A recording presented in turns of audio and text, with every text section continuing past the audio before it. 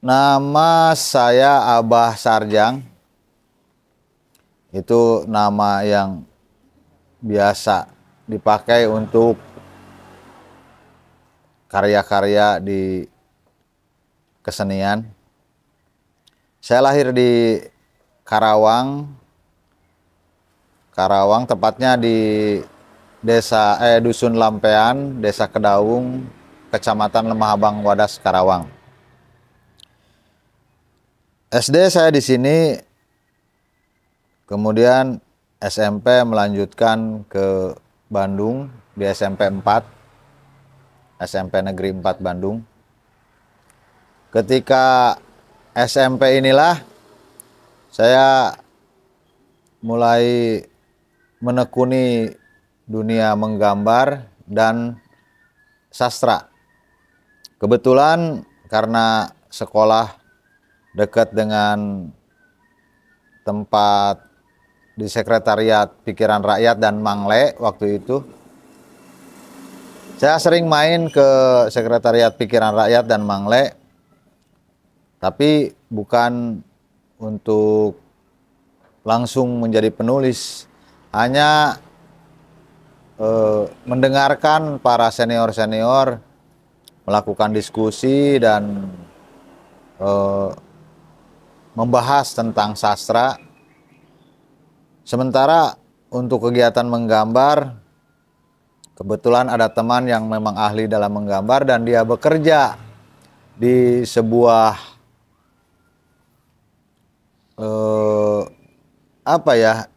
waktu itu zamannya bioskop dengan menggunakan slide gambar.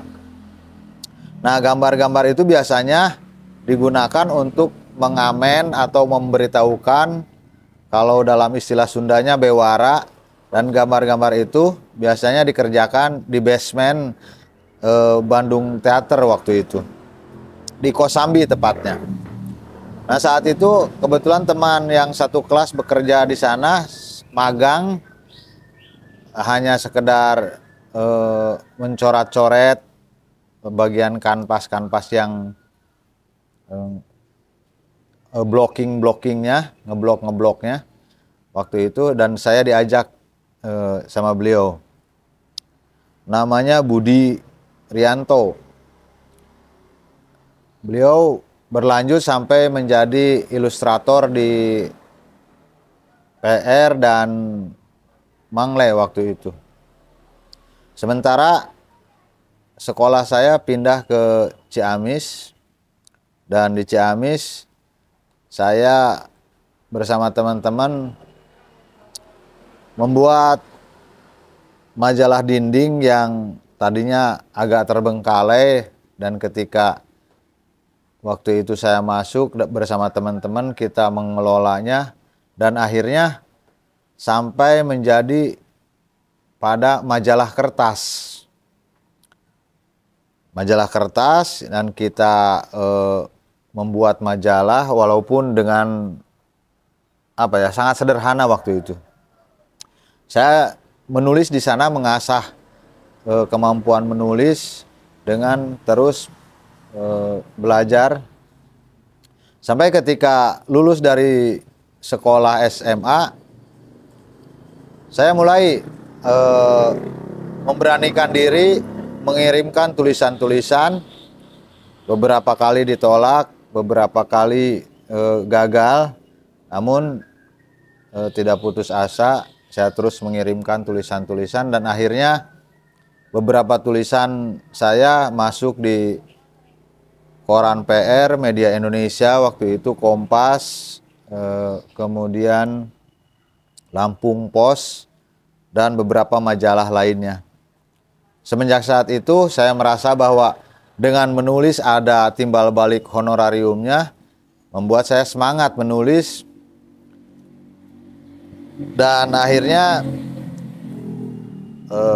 beberapa buku, kumpulan puisi, terus naskah-naskah juga saya berhasil dibukukan gitu.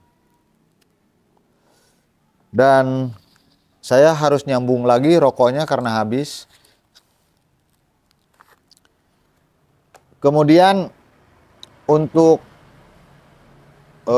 terjun secara totalitas dalam berkesenian mungkin di sekitar tahun 1990.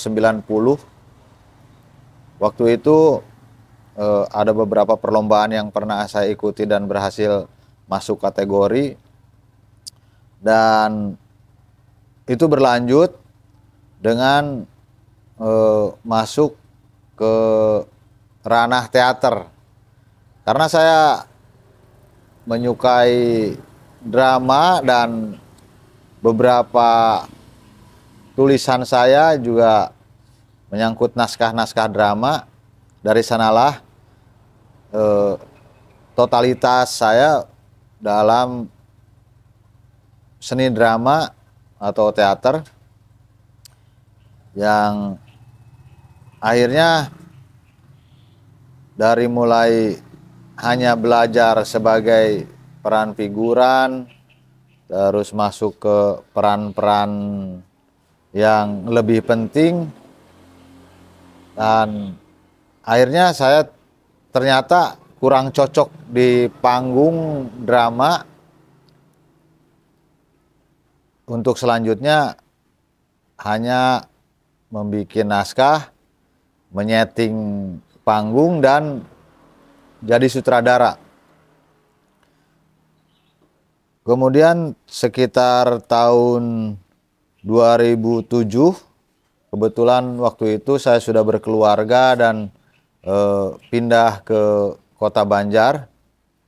Saya menggagas sebuah acara budaya yang cukup lumayan besar skala Jawa Barat waktu itu, dengan tajuk Ngarumat Mustika. Alhamdulillah acara tersebut mendapat sambutan meriah dan banyak jadi ilham, jadi ide untuk beberapa komunitas melakukan hal yang sama. Kemudian pada tahun 2009 juga diselenggarakan lagi. Saya sebagai pimpinan produksi dan termasuk sutradaranya waktu itu, dan berhasil menjadi ikon Kota Banjar waktu itu. Sementara dalam segi penulisan, karena memang waktu itu istilahnya menjajal atau ya ingin ingin eksis gitu. Saya membuat sebuah novel dan ikut lomba di Dewan Kesenian Jakarta pada waktu itu sekitar tahun 2003 mungkin. Novelnya sendiri dibuat tahun 2002 dan saya kirimkan tahun 2003, dan alhamdulillah mendapat juara nasional waktu itu. Nah, setelah itu ya kesininya akhirnya saya total di kesenian, bukan saja hidup tapi juga untuk menghidupi keluarga juga dari kesenian. Itu mungkin sekilas tentang diri saya. Terima kasih. Gue sudah ngopi hula. Ya. Kamu jenis karya yang digunakan lukisan kan? Kita makin gaya nambah. Lukisan, sebetulnya lukisan mah coba-coba tadinya. Karena dari awalnya ya sebetulnya ini salah satu hal yang penting ketika kita ingin melangkah pada berbagai aliran. Diutamakan dulu kita bisa belajar realistis dulu, anatomi dulu. Anatomi itu bukan saja anatomi manusia, anatomi daun, anatomi pohon, anatomi tanah. Dan ketika kita sudah memang lulus di anatomi, barulah kita naik tingkat, mau jadi kartunis, mau ke aliran ekspresionis, mau ke aliran apapun ya terserah gitu. Tapi sependek pengetahuan saya tentang seni rupa, khususnya seni lukis, ya harus di realistis dulu, di realis dulu, bukan realistis. Kalau realistis mah itu mas saya.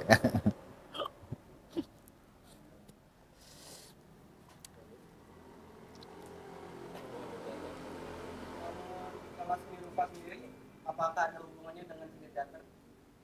Jelas, di teater itu sebetulnya hampir semua unsur kesenian ada di sana, dari mulai seni musik, seni rupa, seni sastra, seni peran itu ada semuanya. Karena untuk seni rupanya kita butuh setting panggung, eh, blocking dan sebagainya, itu harus ada sedikitnya punya pengetahuan seni rupa gitu. Kemudian seni sastranya jelas dengan naskah dan pelapalan. Untuk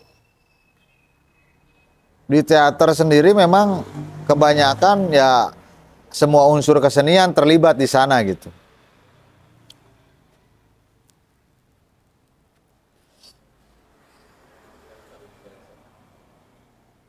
Kalau influencer yang menginspirasi Abah atau apalah ini sebutnya, coba. Sebetulnya banyak ya, mulai dari kalau di lokal mungkin eh, Maestro Apandi, kemudian Sujoyono, Basuki Abdullah dan Raden Saleh itu eh, saya pelajari bagaimana oretan-oretannya. Sementara untuk di luar mungkin Muca, Frida Kahlo,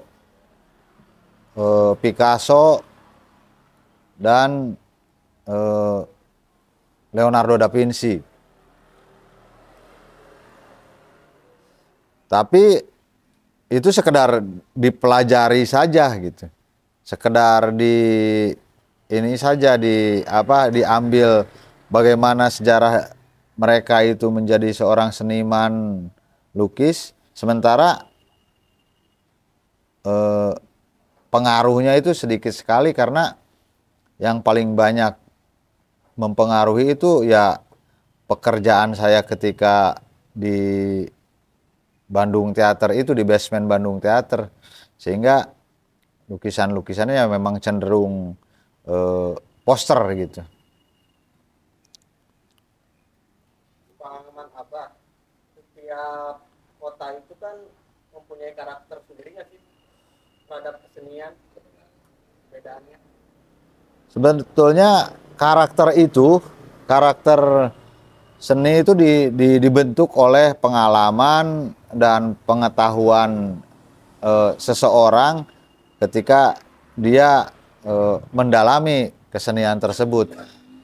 Eh, Selain faktor pengetahuan, pendalaman, dan pengalaman, juga faktor makanan dan atmosfer yang ada juga itu akan mempengaruhi sekali pada hasil karya yang dihasilkan gitu. Karena lukisan-lukisan, kita bisa melihat bagaimana lukisan-lukisan Cina dengan goresan tinta cairnya, atau itu mungkin hampir mirip kalau sekilas dengan Jepang dan Korea, karena memang atmosfer tanahnya dan lingkungan di sana mendukung seperti itu. Tapi ketika kita ke Timur Tengah itu akan beda lagi, dengan cenderung dekoratif dan biasanya syarat dengan ukiran-ukiran dan ukiran-ukiran daun dan hal-hal yang apa ya, yang tidak bernyawa.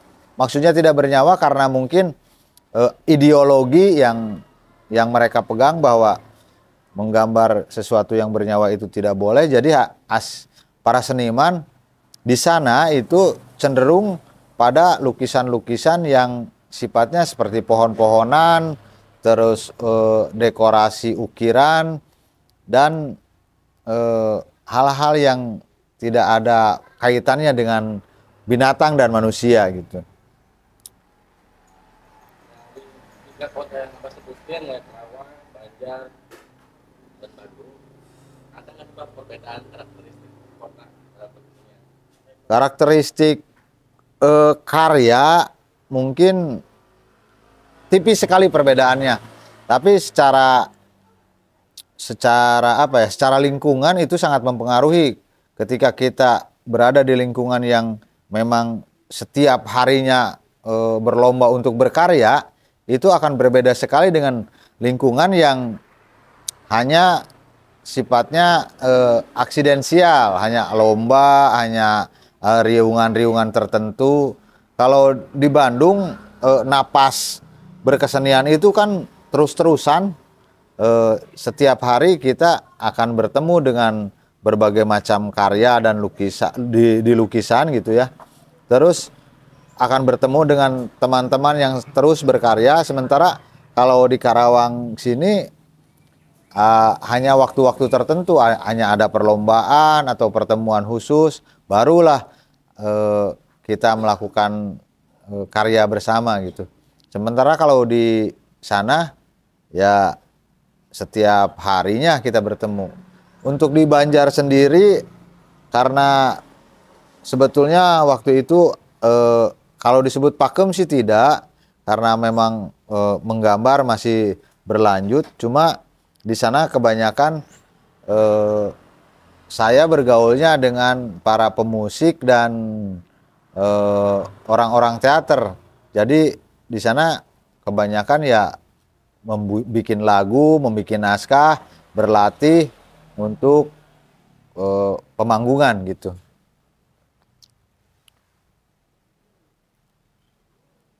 Masterpiece karya. Perasaan nggak ada yang masterpiece. Sampai saat ini belum puas untuk melakukan satu karya di manapun gitu ya. Maksudnya di sastra, di lukis, di apa ya? Di naskah juga belum ada satu yang masterpiece. Kalau di lagu mungkin ada beberapa yang dianggap punya kepuasan tersendiri dalam membuat lagu tersebut. Tapi kalau di karya lukis, karena saya sekarang sedang belajar untuk lebih memahami tentang hiperrealis, yang istilahnya kalau kata orang Sunda belum kataekan, jadi masih dianggap belum sampai pada masterpiece untuk lukisan. Dan untuk naskah sendiri, ada beberapa naskah di kepala yang memang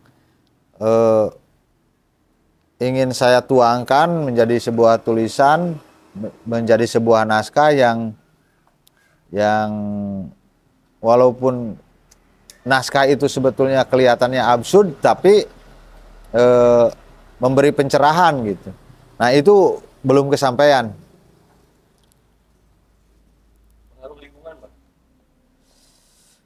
Pengaruh lingkungan, Pak. Pengaruh lingkungan di Karawang mungkin ya yang saya lihat, yang saya rasakan gitu, itu keberlatihannya yang belum apa ya, cenderung pede ya, itu boleh-boleh saja gitu ya, tapi kadang-kadang ketika dia sudah menghasilkan sebuah karya yang dia anggap itu sebagai sebuah karya yang bagus, dia sudah pede aja, saya sudah jadi seorang seniman. Sebetulnya ya yang menjudge atau menilai dia itu seorang seniman atau bukan pada dirinya sendiri, tapi hasil karya dan dilihat oleh orang lain, dan orang lain akan menyebutnya dia seniman atau bukan gitu. Mungkin itu di sini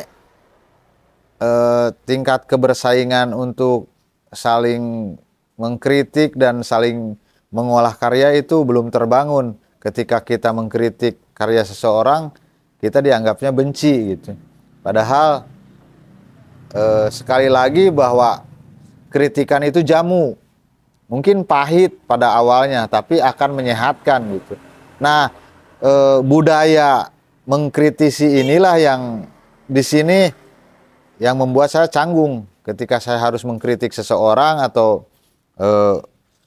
memberi masukan pada seseorang, dianggapnya so tahu atau benci pada orang tersebut. Hal ini yang perlu dibangun di Karawang. Budaya mengkritisi inilah yang hilang di Karawang itu. Kalau di sana kita diskusi tentang sebuah karya sampai durder, sampai istilahnya menggebrak-gebrak meja, ya cukup sampai di sana aja. Selesai di sana ya kita di luaran yang ngopi bareng, ketawa-ketiwi bareng gitu. Tidak ada unsur dendam yang dibawa. Kalau di sini itu mungkin bisa sebulan, 2 bulan, sampai tahunan itu masih ada gitu. Masih ada unsur hal seperti itu. Nah ini kan artinya kedewasaan para senimannya sendiri yang perlu di-upgrade gitu. Karena kita kan sebetulnya cuma peniru. Karya terbesar ya Tuhan. Kalau kita cuma sebagai peniru dengan alat-alat yang ada di diri kita, mulai dari mata, tangan, kaki, dan pikiran, itu kita cuma bisa sampai meniru. Sementara untuk membuat satu karya orsinil itu sebetulnya tidaklah mungkin, karena masing-masing individu akan dipengaruhi. Ada influencer yang terus berlanjut karena ada hubungan antara manusia dengan manusia lain gitu.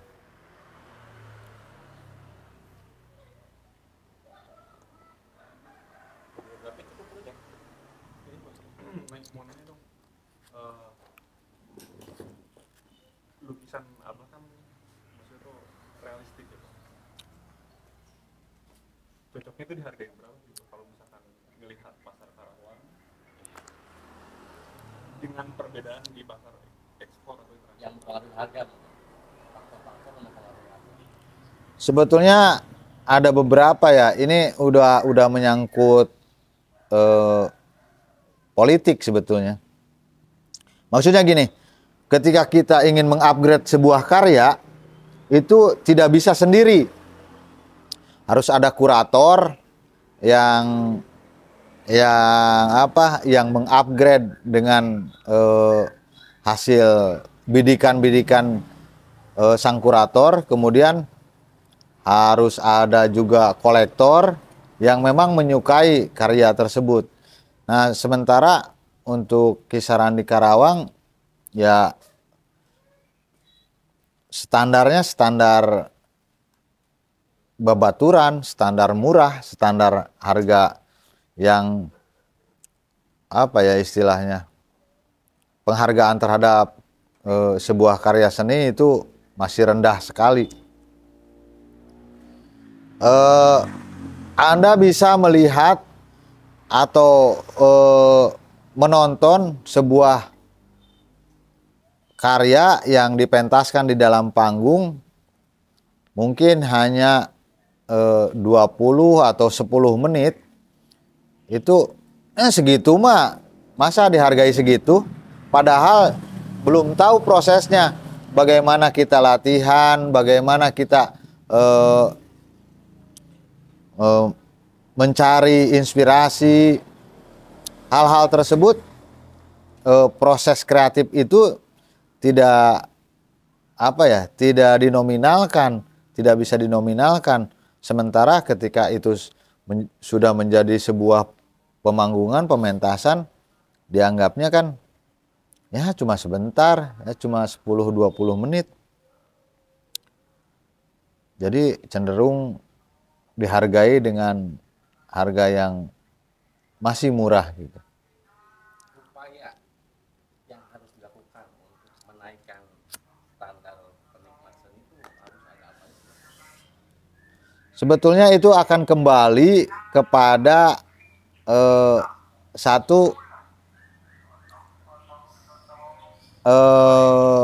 intelektualitas.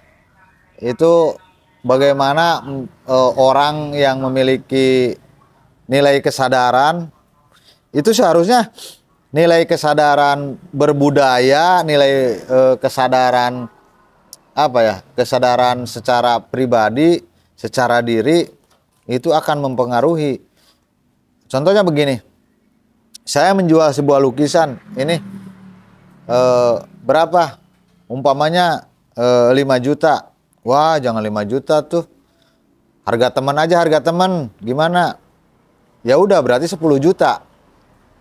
Kalau harga teman. Karena teman itu harusnya tahu bagaimana prosesnya, bagaimana cara membuatnya, bagaimana begadangnya, kopinya, itu harusnya tahu gitu. Dan dia bisa menghargai dengan harga yang lebih dari orang yang tidak tahu gitu. Nah, kecenderungan terbalik justru. Kalau di kita yang disebut harga teman itu justru lebih murah dari harga umum. Kan ini aja memahami ini aja sudah kebalik gitu. Sudah salah. Jadi untuk mengupgrade harga itu ya akan kembali kepada si orang-orang penikmatnya. Kalau dia menghargai dengan harga segitu ya karena ya kita akan menilai bahwa kapasitasnya tentang pengetahuan dan pengalaman intelektualitasnya ya segitu gitu. Standarnya itu. Kita tahu Karawang terkenal kota industri banyak. Bukan kota. Kebanyakan orang yang di bidang seni itu lebih aktif di luar. Nah, apa yang membuat Abah ada di Karawang tahan? Satu, karena memang ini tanah kelahiran, jadi saya harus bertahan di tanah kelahiran. Kedua, ya selain tidak ada lagi tempat buat saya untuk berkarya, ya memang di sini. Ketiga, seharusnya memang ada semacam apa ya, ada semacam penyadaran yang intens gitu kepada orang-orang di Karawang. Dan saya merasa itu sebuah tanggung jawab yang harus saya lakukan.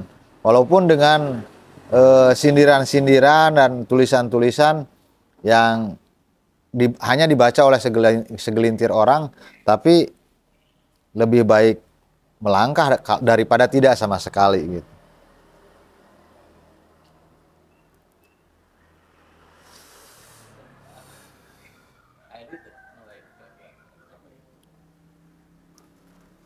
Kita memaknai budaya Karawang.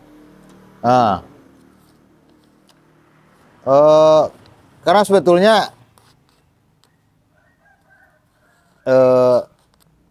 obrolan ini kan kita hanya membahas hanya satu titik ya. Satu titik yaitu tentang seni lukis secara khusus, seni rupa secara umum gitu. Padahal ketertarikan saya lebih luas lagi, terutama dari segi kebudayaan. Ini yang biasanya pengertiannya selalu salah gitu.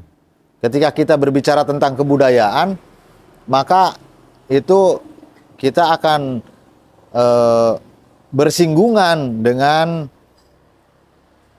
berbagai macam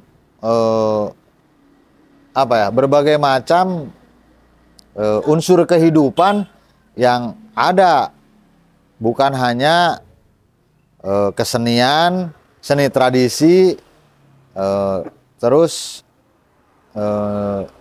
seni karuhun. Itu seolah-olah kebudayaan yang ada itu adalah kesenian tradisi atau kesenian karuhun. Ini yang persepsi yang sangat salah menurut saya gitu. Karena kebudayaan itu kesan luas, budi dan daya manusia itu sendiri gitu yang seharusnya ditingkatkan gitu. Itu beberapa hari yang lalu ada diskusi tentang pemajuan kebudayaan. Ini secara kata-kata saja sebetulnya sudah absurd. Karena kebudayaan itu seperti orang mancing, kalau maju ya kejebur gitu. Jadi kebudayaan itu sebetulnya tidak harus maju, karena mau maju kemana? Ini absurd banget. Seharusnya kan kebudayaan itu seperti tingkah laku, adat istiadat, etika, kesopanan, itu yang seharusnya kita menarasikan bahwa bukan pemajuan kebudayaan, tapi mengembalikan kebudayaan kita yang memang tergerus oleh kebudayaan-kebudayaan luar yang masuk. Nah, kebudayaan-kebudayaan apa yang ada di kita itu sekarang sudah semakin hilang. Nah, justru yang hilang itu ya yang harus kita kembalikan, bukan yang hilang. Kalau hilang terus maju berarti kan semakin ditinggalkan. Seharusnya dikembalikan, karena ada beberapa hal yang menyangkut kebudayaan yang selalu bersinggungan dengan kehidupan sehari-hari. Kita tidak bisa memaksakan para petani untuk menggunakan etem misalnya. Karena sekarang sudah ada kombain, sudah ada traktor. Tidak mungkin kita memelihara kerbau untuk mengolah sawah. Karena teknologi pertanian sudah berbeda gitu. Tetapi tata cara tentang bagaimana kita menghormati padi, menghormati sawah, itu harus tetap dipertahankan. Walaupun secara teknologi ada perubahan, tetapi dari segi bagaimana orang tua dulu menghormati yang namanya padi, bagaimana mereka memperlakukan bahwa itu adalah anugerah dari Tuhan sebagai sumber kehidupan, ini sudah sudah tergerus, sudah hilang. Padi ya padi, dianggapnya itu hanya sebuah material biasa yang unsur rasa terima kasih itu sudah hilang. Nah, justru biarlah kombain ada, biarlah traktor ada, tapi rasa terima kasih dan etika kita terhadap padi itu seharusnya yang harus dijaga gitu. Hal-hal seperti itu sebetulnya yang menjadi tanggung jawab orang-orang yang mengaku budayawan di Karawang gitu. Oke, bicara teknologi, Pak. Kayaknya kan saya artificial intelligence, AI. Dampak terhadap seniman. Gimana, Pak? Sebetulnya kalau dilihat dari bagaimana akan terjadi, AI itu sebuah produk. Saya mau cerita dulu ke belakang dulu, waktu sekitar tahun 1700 itu dikumpulkanlah para pelukis. Kemudian mereka disuruh melukis bagaimana menurut para pelukis kejadian yang akan terjadi tahun 2000. Berarti ada lonjakan 300 tahun ke depan, waktu itu tahun 1700. Dan para pelukis itu menggambar dengan imajinasinya, ada yang menggambar sepeda terbang, ada yang menggambar perahu melayang. Jadi mereka memperkirakan bahwa tahun 2000 itu model transportasi, terus arsitek bangunan akan seperti itu. Dan kebanyakan memang cocok gitu ya. Walaupun tidak persis sama, tapi kita sekarang mengenal drone, kita sekarang mengenal pesawat yang bisa diam di tempat gitu, hanya melayang saja. Hal itu sudah tergambarkan pada masa itu. Nah, kedatangan AI ini hubungannya dengan kedatangan AI yang sekarang marak, yang mungkin tahun 2000-an lah kalau nggak salah itu munculnya AI, tapi baru marak sekarang. Walau bagaimanapun ya itu mesin, walau bagaimanapun itu sebuah produk yang tidak bernyawa. Sebagus-bagusnya AI sebagus-bagusnya artificial intelligence membuat sesuatu, baik itu cerita, lukisan, ataupun proyeksi gambar dan sebagainya, tetap saja nilai-nilai kejiwaannya kosong. Dan itu jangan membuat kita jadi salempang. Naon bahasa Indonesia na salempang teh khawatir.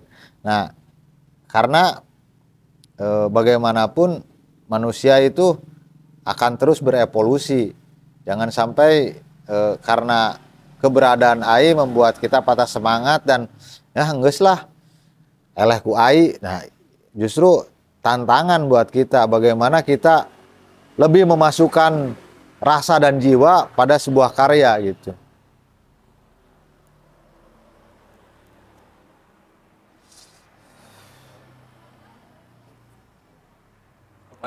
Ayo, naon deui?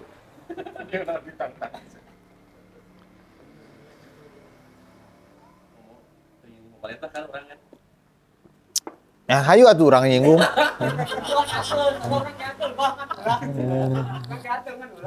Ya sok lagi arek apa? Naon sok? Ya peran pemerintah dalam dunia. Peran pemerintah dalam hal untuk memajukan kesenian dan kebudayaan sampai saat ini belum kerasa. Saya salah seorang yang mendapatkan bansos kesenian karena seorang seniman dan terpilih mendapatkan bansos, dan itu sebetulnya hanya sebuah apa ya,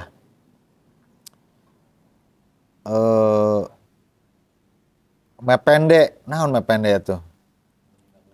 Nah, itu hanya sebuah cara dari pemerintah untuk meninabobokan para seniman agar jangan sampai nanti ditanya di akhirat pemerintah sama sekali tidak peduli terhadap kesenian gitu. Yang seharusnya dibangun itu modelnya gini, di ranah wakil rakyat seharusnya bikin regulasi, bikin peraturan, bikin undang-undang yang memang berpihak pada seni budaya. Nah, di bidang para stakeholder yang pemangku kebijakan itu seharusnya memang menjalankan. Tapi kebanyakan yang saya alami merecet. Artinya seperti keran yang di sononya gelontor sedemikian banyak sampai pada senimannya cuma setetes gitu. Hal ini dianggap ya biasa. Dan budaya seperti ini yang seharusnya disoroti gitu. Seharusnya pemerintah ya jangan sampai korupsi itu menjadi budaya gitu. Jangan sampai korupsi itu menjadi budaya. Dan sekarang itu bahayanya lebih laten dari PKI. Korupsi ya tetap aja jalan gitu. Sedikit, banyak, bagaimanapun ya bukan lagi korupsi sebetulnya. Namanya sudah komisi.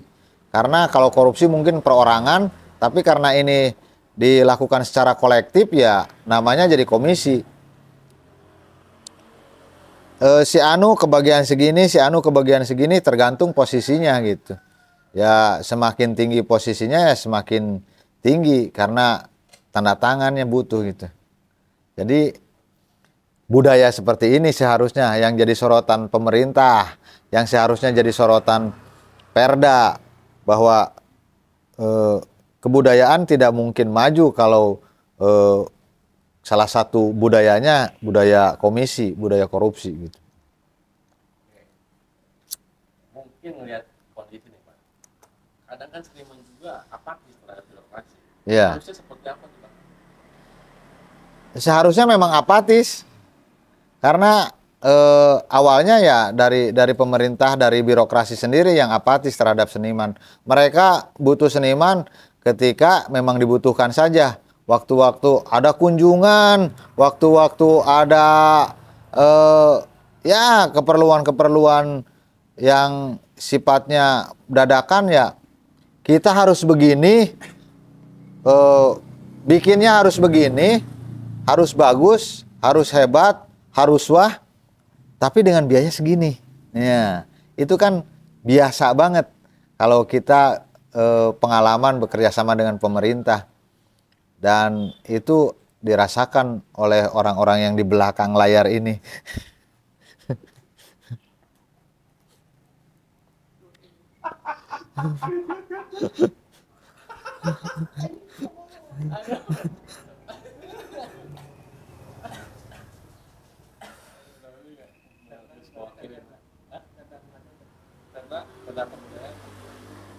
Pada kebudayaan kan tadi nggak absurd cik kurang ya. Kemajuan kebudayaan maju ke mana gitu. Penutup final kesimpulan tentang kesenian Karawang. Lah kudu rada serius.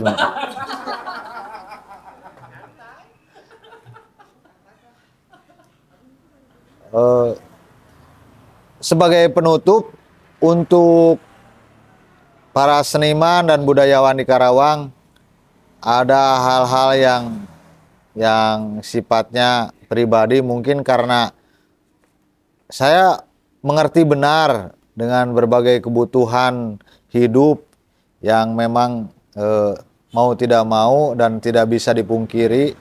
Tetapi tolong, bukan karena kebutuhan hidup yang mendesak kemudian kita menokohkan seseorang yang sebetulnya sama sekali tidak mengerti tentang seni budaya. Beliau-beliau itu hanya mencari manfaat, mencari keuntungan. Jadi di antara sekian kebutuhan, di antara sekian kepentingan, tolong idealisme itu harus tetap dijaga walaupun setitik gitu. Karena itu penting agar kita memang berkesenian dan berbudaya dengan jangan sampai nanti di belakang hari ditanya oleh anak cucu sampai sejauh mana perjuangan kita. Kalau perjuangan kita dikotori oleh kepentingan-kepentingan pribadi sehingga membuat kita menutup mata, menyatakan bahwa seolah-olah si Anu memang tahu, si Anu memang layak, itu hal-hal seperti itu mohon diredam. Mungkin itu penutup dari saya. Semoga para seniman dan budayawan yang ada di Karawang lebih membaca diri, lebih menghargai bahwa Karawang sebetulnya tidak punya identitas.